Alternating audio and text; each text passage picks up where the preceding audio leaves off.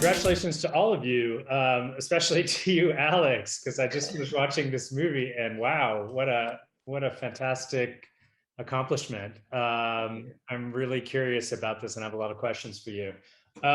So Alex, why don't we start with you? Tell me a little bit about your process for conceptualizing and writing this film. Yeah.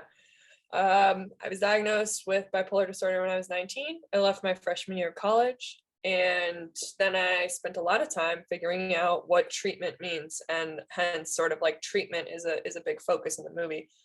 And around the same time, one of my best friends dropped out of college from a mental illness herself, and her mom was shortly after diagnosed with breast cancer. And it really just like, I'm like, this is a very common thing that people deal with, and obviously it was very emotional for me. And so when I returned to college, and when I was a senior, I wrote the script, the first draft of the script, as a class project, and then that was 7 years ago. And then in a couple years later, I sort of dusted it off and started letting a couple friends read it, and from there I just sort of built my life around trying to tell this specific story. And I know you worked at you were a Sundance Fellow. You did some work with Tribeca too. How much was that part of the process of creating this film? Oh, totally. And I think that first of all, for as many years as I've like been actively like developing this and on a full-time scale or something, I have rewritten it so many times. It got made at the exact right moment because the script only got better. Literally, like every year, I just kept working on it, and I kept making short films and practicing as a director. And so when I got to a point where I could pitch the movie at Tribeca in 2018, and then make a connection there with someone who would sort of help me then put pieces together that would help me get into the Sundance Lab in 2020.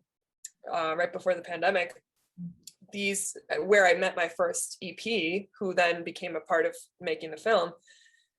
These were definitely crucial pieces, working with these amazing organizations to build a team. And I don't think I would have gotten to that point had I not just grinded away for like a million years on it. One of the things I think is really interesting about it is you've managed to make like these very serious things very funny, actually. And so I just wonder, how you pulled that off. I mean, how did you take these really serious things and make them into humor and really insightful humor? Yeah, I lean on honesty. I think that's where you can be in sort of a safe space of being respectful of very serious topics while also shedding light on a humorous side of them. There's nothing about mental illness or how a family might receive it and learn to accept it that is impossible, or that like everything with the bipolar disorder was drawn exactly from my life. So yeah, I mean, when in doubt of like, if I'm pushing a boundary too far, I kind of rested on like, well, this is true on some level. So I feel like I have the grounds to push this boundary. Yeah. So Wyatt and Emily, I'd love to hear your reactions when you read the script. What was it that drew you to this project? Yeah, so I actually read an earlier version of the script because I believe the producer that Alex is talking about that she met at Sundance was Susanna Fogel, who I have known for a while, and she was so excited about Alex. She's like, wait, I'm gonna send you the script. So I read like that version of the script and was just immediately taken by like how like fresh, and I think the word that you used, Alex, is like what hit me is like the honesty of it, and like how it's really fun and feels like this real lived family, but deals with like a lot of real shit that like is very important, not talked about as much as it should be. So I think it was just like really Alex's voice that like struck me. And then when I saw the script years later and like got to consider the role of Carlin, I was just like super excited about the opportunity of bringing her to life and also working with Alex. Wyatt? Yeah, I've read the script and I just thought it was so well crafted and well made, and like I think her story, it comes across as very personal, even if not everything is happened specifically in her life. It's just like that her voice is so clear in that script, and the way she tells her story and the way her characters work is like, it feels like, it doesn't feel like they're characters in a movie. It feels like we're watching them just live their life, and like everyone's coming in and out of the story, especially Neil. He's like just doing his own thing, and you know, he's sometimes there. And I just love how like real and natural it feels, and I think it was paced very well. And then my honest answer is because there was something in there about Disney adults, and I thought that was funny. So So for each of you, there's so many kind of great scenes. I wouldn't know which one I would pick, but for each of you, what's one scene that was really, you know, that you either loved or was particularly difficult for you to do, that just brought out, that stands out to you for each of you? Why don't we start with you? Yeah.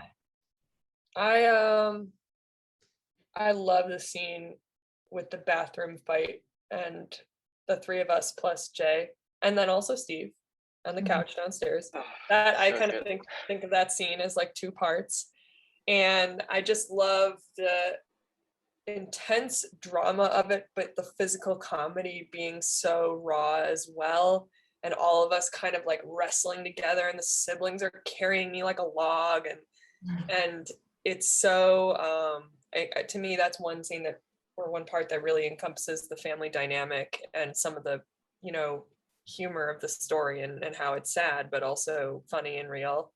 And I just want to say the hardest parts for me to film respectively, I have a scene with each of these two where it's a more like vulnerable, tender moment about breaking a barrier of being like a good sibling, or at least like a respectful sibling.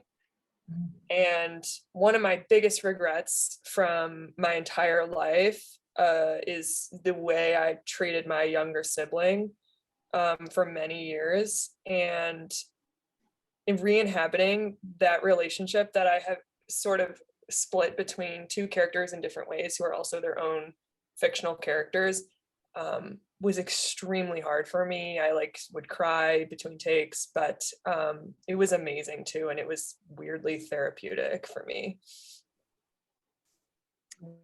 Or Wyatt, go ahead.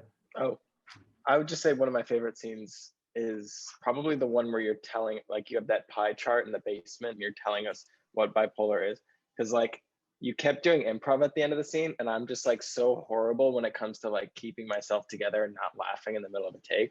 And you just kept saying these things that like I don't even remember what they were, but they were so fucking funny, and I just like kept laughing and breaking. And I just thought like, it's obvious, like it's such like I don't know, I think it's really well, it's a really well done scene, and it's like so simple yet so like it's just fun. So I really like doing that one. For me, I think one of the days that was like we had already like we had to make up some time, and it was like for the big like party moment. There was like a series of indoor party scene things that happened that were all like chaotic and wonderful. But like things would go wrong, but in really wonderful ways. For example, I just remember like I was just watching the scene, and I think Wyatt, we were both kind of like standing there, but like watching the scene in character.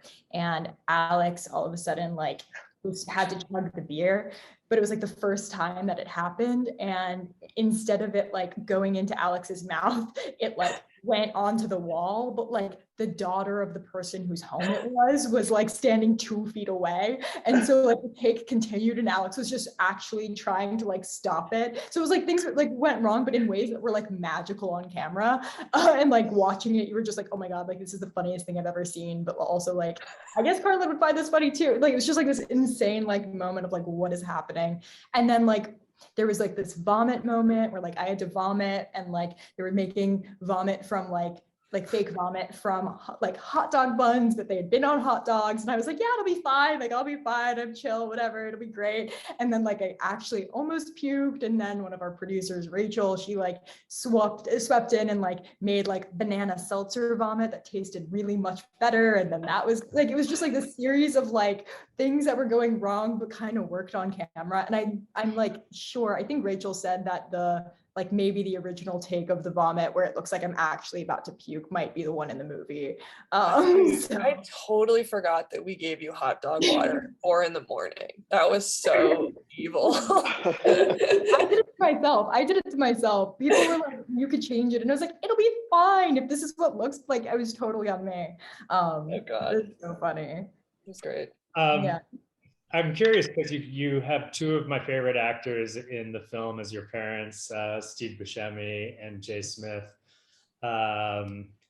Cameron, who I really love both of them so much. Talk a little bit about, just anything you remember about working with them on the film for all of you. Yeah, I think it first of all was just amazing. The entire family like really pulled some acting out of me as a first time actor that I don't know where that came from. So I credit everything to their talent. But also, I just think it was funny because every time, like before a scene, like so many times, the family gelled so well together and had so much fun together that like it truly almost became an issue because I'd be like, guys, like we've got to go. We have to film this scene, and they'd be like singing a song, and in the other room, and I'm like, can we like break it up? So the chemistry was crazy. It was truly just like a blast for me.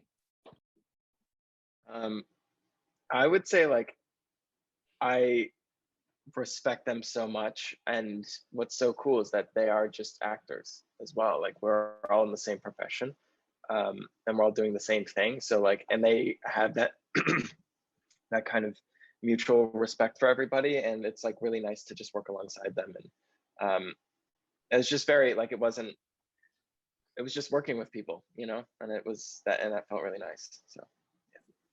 Yeah, I could not agree more. They're like the most generous, like incredible actors to work with who like also, as Wyatt is saying, like are not like they don't put themselves on a pedestal kind of, and in a way that like you can't in order to have like a real genuine dynamic with another human. So it just made for like really natural, beautiful conversations and like just like a very just a natural family dynamic where like we were all just joking around and like having like French fries at the Hyatt and doing all of these like kind of random like bourbon things together, like playing Uno with Steve in between takes, like just really random things that were like complete family bonding things but also like kind of absurd. I feel like also you have to figure like to do an indie movie like this, you're not doing it because you got a big paycheck. You're doing it because you, I think, connect to the material in a personal way and you have true like passion for the story and the cast. And so I think that speaks a lot to them that and to everyone here, but that they would like take a chance on a story like this and a first-time director. So finally, for all of you, let's start with you, Alex. Is there a message or a takeaway from the film that you want to sort of leave the audience with? Yeah, I'd love for people to see a little bit of the more like, the funnier and also even just the more everyday mundane side of treating a mental illness. And I think that leads to sort of normalizing conversation about it, which can lead to people seeking treatment for themselves. Or even just talking about it is the first step. And on the note of seeking treatment, I will say this movie is not prescriptive. It's not saying like, here's how you cure a mental illness. I mean, it's never cured, first off. And also, everyone's path is different. Medication works for me. It's not for everybody. And it's like, do your own thing. Find what works for you. And this is just one story. And that's my sort of, here's one story. Here's one piece. Yeah, I think also for Carlin's little corner of the story, like I think another like takeaway that kind of goes off what Alex is saying is like, no matter how much you like, doesn't matter like where, like who you are, who you think you are in life, like everyone goes through it sometimes, and like that's okay, and it's okay to need support and to like ask for help in like productive ways. And so like this doesn't have to be your exact story for you to like relate to it and like find comfort in like knowing that like everyone goes through it and it's in different ways, and like having empathy for people is like really important, and having empathy for yourself too. Yeah. Wyatt? I just think it's I think it's really important for people to talk about it. And I think Alex making this movie gets people talking about it. And I think one of the biggest ways to like introduce people to new things and like get them comfortable with it is to kind of like laugh about it and laugh with it, as like to really like kind of, instead of being like, oh, I don't know if I should be laughing. Like, I don't know like how to really treat this. And I think Alex does that masterfully with this movie, and like kind of balances and walks that line very well. And I think I hope people just talk about it, and it becomes more of a normal thing instead of just like, something that people are like, I don't know how to talk about this correctly, because obviously there's not a correct way to talk about it, but you know what I mean.